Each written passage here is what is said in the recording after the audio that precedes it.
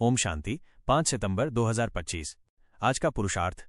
आज मीठे बाबा ने यही समझाया कि बच्चों को बाप से ये प्रतिज्ञा करनी है कि जब तक वे पावन नहीं बन जाते तब तक सिर्फ एक बाप को ही याद करेंगे और प्यार करेंगे। इस योग अग्नि से जन्म जन्मांतर के पाप भस्म हो जाएंगे।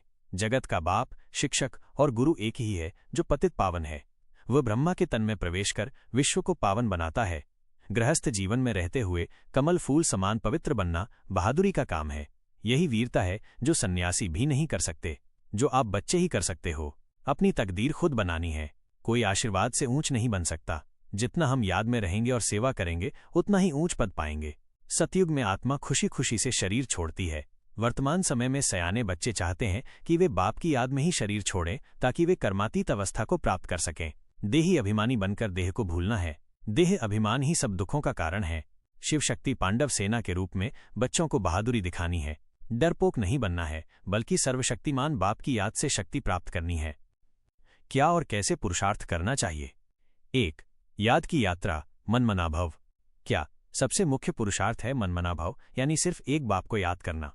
कैसे? ये समझना है कि परमात्मा निराकार है और वो ब्रह्मा के तन में आकर ज्ञान देते हैं। खुद को एक आत्मा बिंदी समझकर बाप को याद करना है।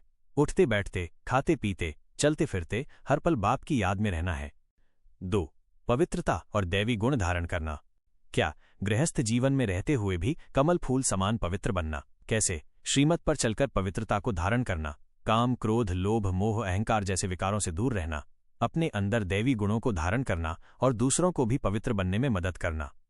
3. सेवा और कल्याणकारी बनना। क्या विश्व कल्याण के लिए अपनी सेवा देना। कैसे? ज्ञान का विचार सागर मंथन करना और दूसरों को भी ज्ञान देना।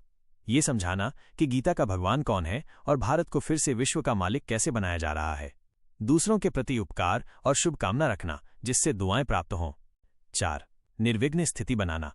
क्या सभी विघ्नों से पार होकर अपनी स्थिति को मजबूत बनाना। कैसे? अपने फाउंडेशन को पक्का करना ताकि कोई भी छोटी मोटी बात से विचलित न हो।